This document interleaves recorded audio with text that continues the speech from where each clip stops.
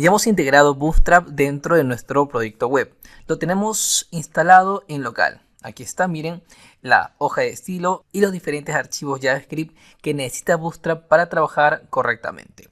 Ahora nos toca insertar nuestros estilos personalizados.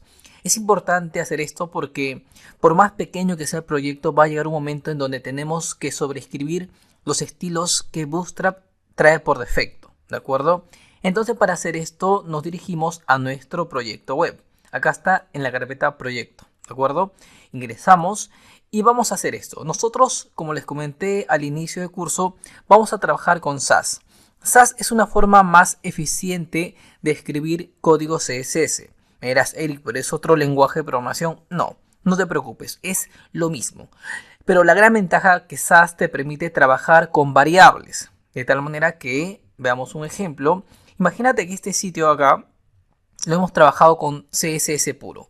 Pero nosotros, pues por alguna razón quisiéramos cambiar el color de todos los elementos que están en azul. Por ejemplo, el color de estos enlaces, el color de este efecto cuando colocamos el cursor sobre los enlaces, el color de este elemento de acá, el color de este icono de acá, este texto de acá, estos bloques de acá.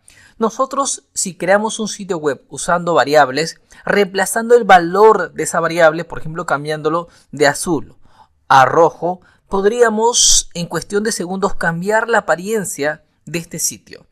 Esto en temas de productividad y para nosotros, los que nos dedicamos a hacer sitios web, es extremadamente eficiente.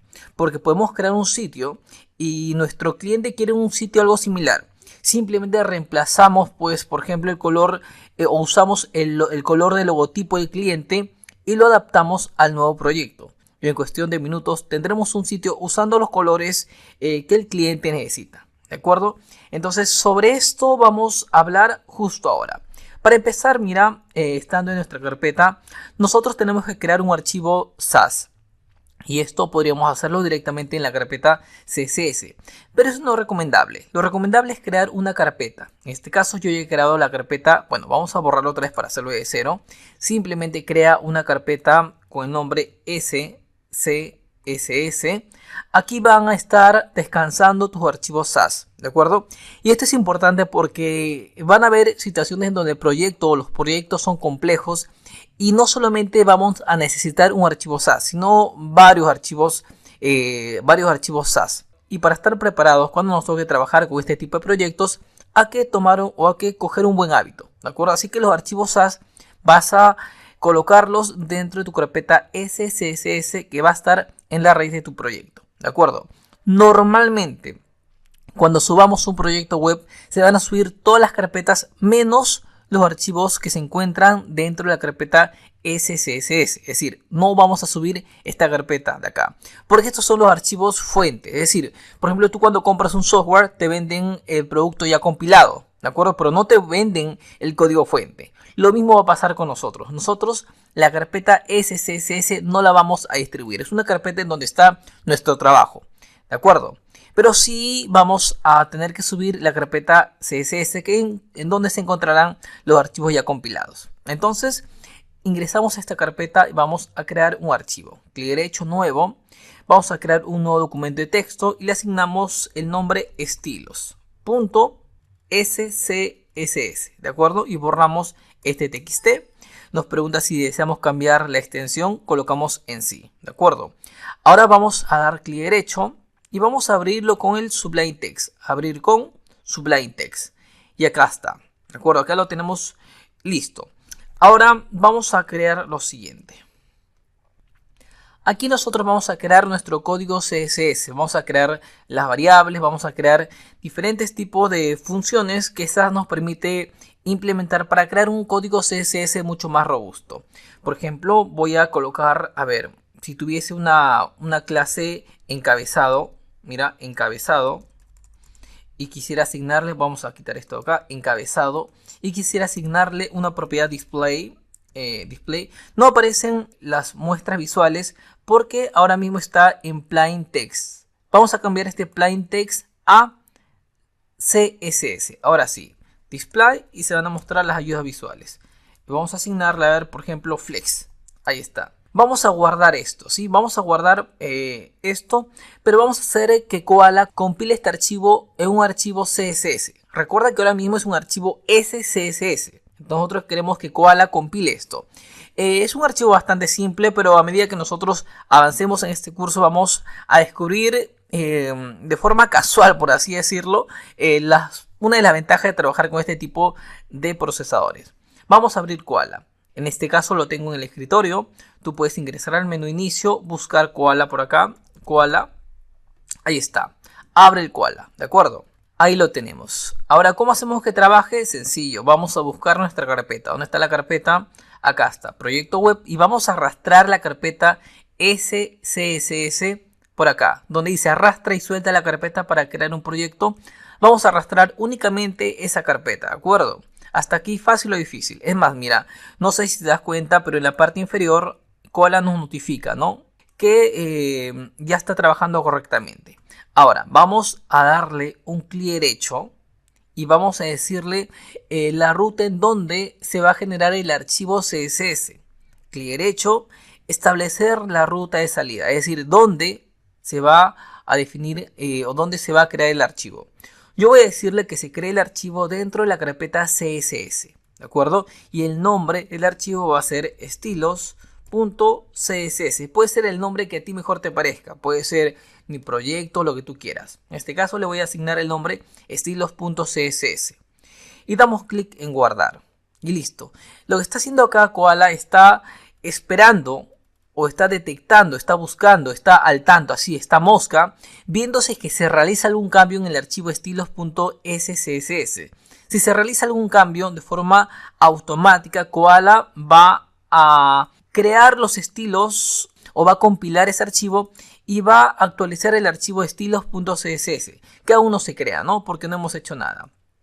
Ahora, vamos a darle un clic a este archivo estilos.scss y en la parte derecha tenemos algunas opciones.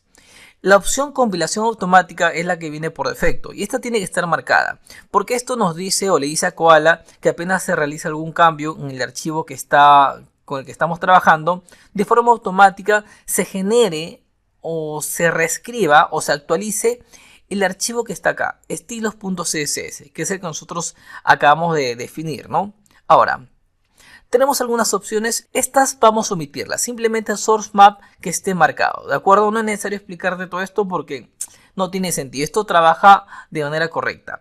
Únicamente tenemos que activar esta opción, auto prefix. Y para lograr que me entiendas qué es esto, pues primeramente tienes que saber qué son los prefijos de navegador. ¿Sabes lo que son los prefijos de navegador? Si no lo sabes, vamos a darte una pequeña explicación. Mira. Los prefijos de navegador pues son pequeños textos que se colocan antes de las propiedades o al inicio de las propiedades CSS para que los navegadores entiendan ciertas propiedades, ¿de acuerdo? En otras palabras, a ver, vamos a hablarte en cristiano porque sé que no me has entendido absolutamente nada. La propiedad display flex, ya la conoces, ¿no? Pues no todos los navegadores siempre la han entendido así. Porque esa propiedad en algún momento ha estado en modo beta, por así decirlo, en modo prueba. Entonces los diferentes navegadores, para entender esas propiedades, pues le asignaban algunos prefijos. Por ejemplo, el Chrome, Safari y algunos dispositivos más, y algunos navegadores más, disculpen, pues usaba el prefijo WebKit. El Mozilla Firefox usaba el prefijo Moz. Por ejemplo, puede ser Moz-display flex, por así decirlo, ¿no? Opera usa el prefijo "-o", e Internet Explorer el prefijo "-ms". Ahora estos prefijos trabajan únicamente para ciertos navegadores. Por ejemplo, el prefijo Moz trabaja únicamente para el navegador Firefox, ¿no? De igual manera Opera, de igual manera Internet Explorer.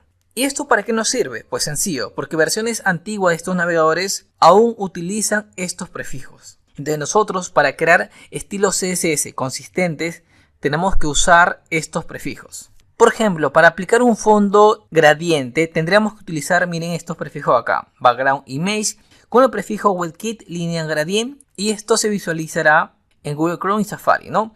Para que esta propiedad se visualice correctamente en versiones antiguas del Firefox tendríamos que utilizar Moz-linear gradient y los valores correspondientes, ¿no? Para que se visualice correctamente, pues en versiones antiguas de Opera tendríamos que utilizar os-lineal gradient, ¿no? Y el valor correspondiente. Y para los navegadores modernos, simplemente colocar background image con la propiedad o el valor linear gradient y los valores correspondientes. ¿De acuerdo? Entonces tendríamos que colocar todo esto para crear una propiedad CSS consistente que se vea bien o que se pueda visualizar en navegadores modernos y en navegadores antiguos.